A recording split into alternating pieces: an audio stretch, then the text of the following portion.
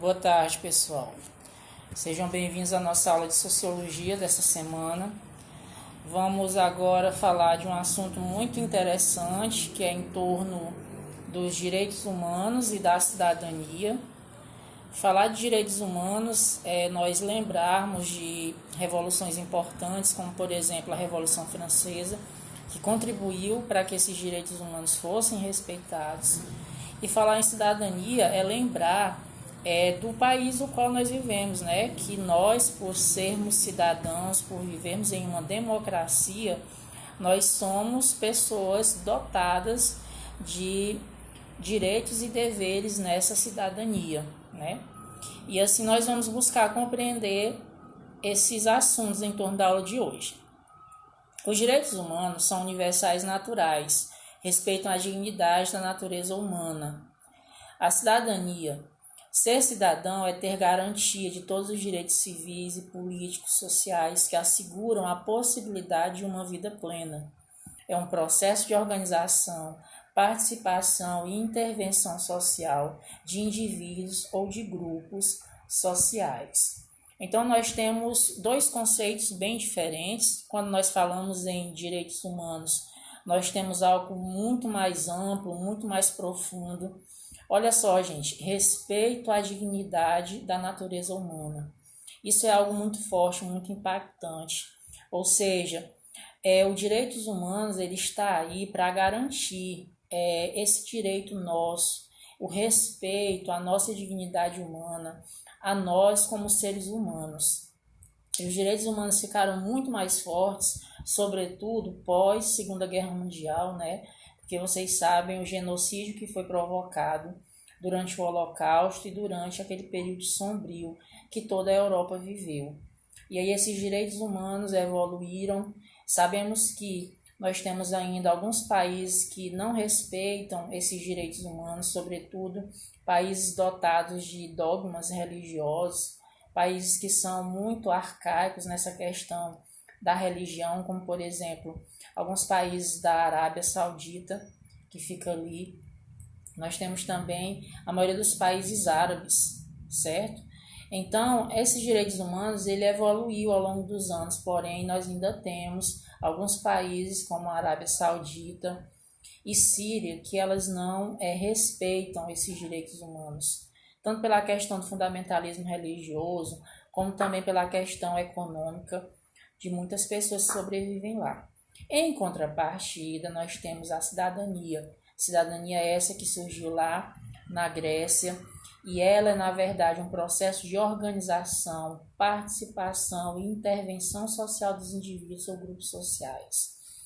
Falar em cidadania é você ser um sujeito crítico, um sujeito participativo, que tem esse poder de intervir, de participar naquela sociedade a qual você está inserido. E aí, no caso do Brasil, um exemplo muito importante falando de cidadania são também as escolhas dos nossos representantes, onde cada um, dentro que seja maior de idade ou então tenha 16 a 17 anos, tem esse poder de votar, de escolher o seu representante. Porque nós que fazemos parte dessa cidadania, nós temos que intervir, nós temos que nos organizarmos em grupos sociais para buscar os nossos direitos nessa cidadania. Continuando. No decurso da história, existe a inter-relação entre a evolução da cidadania e os direitos humanos, que é o que eu já falei para vocês. Né? Eu posso pegar ali como marco histórico dos direitos humanos pós-Segunda Guerra Mundial e fazer relação com o surgimento da cidadania lá na Grécia, em Roma. O conceito da cidadania foi gerado nas lutas que estruturam os direitos universais do cidadão. Na cidadania, nós vamos querer o quê? Lutar pelos direitos, o exercício da democracia, a criação de novos direitos.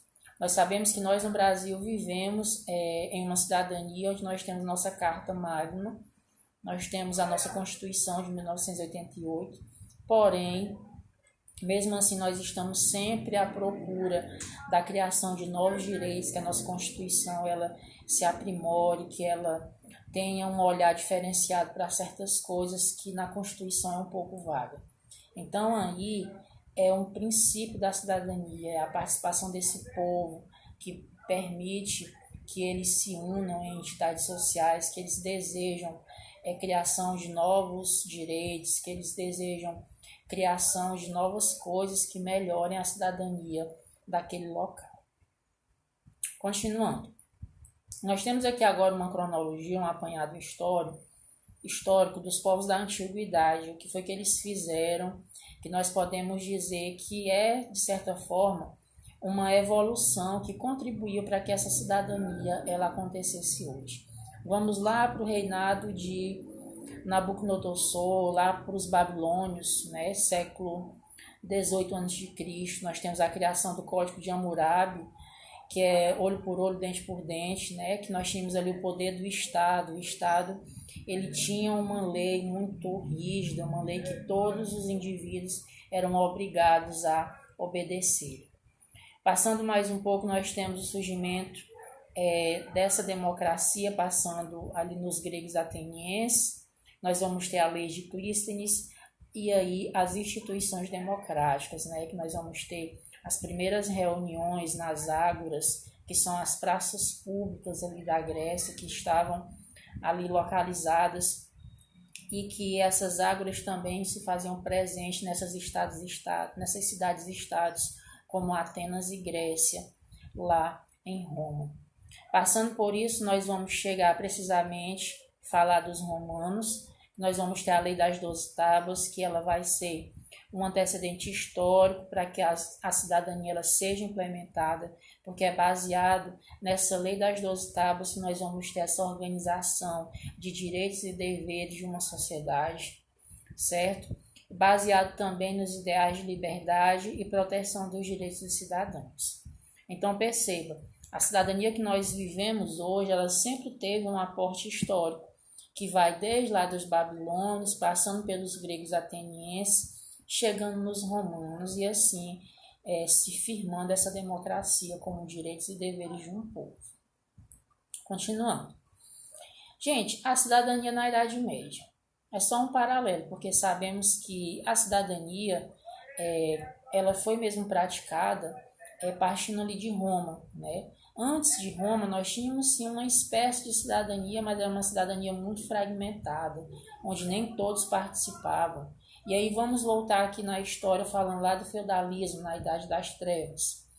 Configura-se pela forma piramidal, caracterizada por específicas relações de dependência pessoal, em sua cúpula, rei suzerano, em sua base, é essencialmente o campesinato. Ou seja, nós tínhamos uma cidadania um pouco diferente, podemos dizer totalmente diferente, né? Porque nós tínhamos uma sociedade estamental, baseada em estamentos, que nós tínhamos ali o senhor feudal, o suzerano, o vassalo, os servos, o campesinato. E essa sociedade, na Idade Média, ela foi um exemplo de sociedade estratificada em estamentos, dificultando o princípio da cidadania. Como eu falei, podemos dizer que a cidadania praticamente ela não existia aqui, né? Porque era uma sociedade estratificada, uma sociedade estamental. Eles diziam que existia uma cidadania, mas era uma cidadania apenas da boca para fora, porque cidadania é o que nós vivemos hoje. E, na verdade, se nós pararmos para refletir, nós vivemos até numa cidadania um pouco deprimente, que, na verdade, nós não temos os nossos direitos respeitados e os nossos deveres, a maioria das vezes, tem alguns que nós nos recusamos a fazer. Então, se lá na Idade Média já não era uma cidadania, era uma sociedade estratificada, não se existe essa cidadania, trazendo para os nossos dias de hoje, apesar de existir essa cidadania, ainda tem dessa questão dos direitos e dos deveres que não são ou executados ou então obedecidos de maneira positiva. E por fim, vamos falar na contribuição da Revolução Francesa de 1789 com os direitos humanos. Nós temos a Declaração de Direito do Homem e do Cidadão, foi aprovado pela Assembleia Nacional Francesa. Os documentos originários dos ideais iluministas, da Revolução Francesa e da Independência dos Estados Unidos são a base da Declaração Universal dos Direitos Humanos, aprovada pela ONU em 1948. certo? Então, falar em direitos humanos agora, saindo um pouco da cidadania, nós vamos ter bases que vão anteceder esses direitos humanos, como os Estados Unidos, né? A Lei da Independência dos Estados Unidos, a Revolução Francesa. Vamos ter também os ideais iluministas que vão percorrer ali a Europa, e todos eles vão contribuir para que os direitos humanos eles aconteçam e eles sejam exigidos pela ONU em 1948, certo? Então a nossa aula de sociologia, ela é isso. Vocês vão estar fazendo a leitura dessa solegiade. Na verdade, é um material de estudo. Leiam, é um material muito prazeroso vocês estarem estudando. E cidadania, gente, no nosso país é algo que tem que ser levado com muita seriedade. Principalmente vocês que talvez já deram o primeiro voto de vocês e ano que vem, 2022, vocês vão ter essa possibilidade de escolher o seu presidente, o governador, o deputado estadual, federal, senador. Vocês têm que levar isso como algo sério. Por quê? Porque na cidadania, quando ela é exercida de maneira correta, tanto na escolha de representante como na questão também de obedecer os deveres da Constituição, obedecer os deveres para ser um cidadão, além disso tudo, é crucial para a nossa formação. Por quê? Porque nos torna seres humanos mais éticos, mais críticos, mais conscientes da nossa realidade, para que assim nós podemos ter apropriação para reclamar os nossos direitos, quando nós temos um governo usurpando esses nossos direitos. E voltando para a nossa realidade, nesses tempos de pandemia, será se nós fizermos uma pesquisa aprofundada, colocando esse tema, a Covid-19, diante da postura, tanto do nosso presidente, como dos nossos governadores, dos nossos prefeitos, será se eles estão exercendo a cidadania deles como cidadãos na condução dessa pandemia e trazendo para nós cidadãos comuns, a sociedade civil, será que nós, como esses cidadãos, estamos cumprindo os nossos deveres de cidadão mediante essas medidas que foram tomadas pelos nossos líderes, né, tanto no âmbito federal, estadual como municipal? Eu quero que vocês façam essa reflexão. Eu acredito, gente, na seguinte coisa: nós vivemos um momento único, em um momento onde a cidadania ela tinha que ser a priori colocada em prática, porque nós sabemos que nessa cidadania nós temos que ter os nossos direitos respeitados, mas também nós temos que ter os nossos deveres como cidadãos. Percebemos que existem governos que estão adotando medidas sanitárias que de início parecem duras, parecem rígidas, mas nós como cidadãos, como seres conscientes, nós temos esse dever de obedecer, né? Por mais que sejam rígidas, por mais que sejam chatas de se fazerem, mas nós como cidadãos temos que fazer isso. Por quê? Porque nós estamos exercendo o nosso direito de cidadão, nós estamos fazendo isso de acordo com que o nosso líder, nosso representante, ele está impondo, digamos assim, né, para que possamos conduzir essa pandemia de uma maneira que nem tantas pessoas possam morrer. Mas, em contrapartida, também temos que fiscalizar o nosso dinheiro público, né? Esse nosso dinheiro que nós pagamos, os nossos impostos, será se esse nosso dinheiro ele está sendo aplicado, será se ele está dando retorno para nós agora, em saúde, nesse momento crítico que nós vivemos? Isso também é um papel do cidadão, é investigar a origem desses fundos, investigar de onde que o governo federal está tirando esse dinheiro para o auxílio emergencial, de onde o governo do estado do Piauí está tirando esse dinheiro agora para esse auxílio emergencial que ele vai estar dando para os bares, restaurantes, né? Temos que investigar de onde é que está saindo esse dinheiro para a compra de vacinas, seja pelo Instituto Butantan, seja pela Fiocruz. Isso tudo é papel de cidadãos. Nós temos que investigar, porque isso reflete em nós, brasileiros, que vivemos nessa nossa cidadania. Então, a nossa aula fica essa reflexão. Como será que a nossa cidadania está ocorrendo no nosso Brasil? Será que nós estamos sendo cidadãos, trazendo agora para esse período, né, que nós estamos vivendo agora, que eu acredito que nós vamos passar, né? Será se nós estamos exercendo essa cidadania? Será se os nossos líderes estão sendo cidadãos politicamente éticos e corretos na condução dessa pandemia? Eu tenho a minha concepção, obviamente, você também deve ter a sua concepção.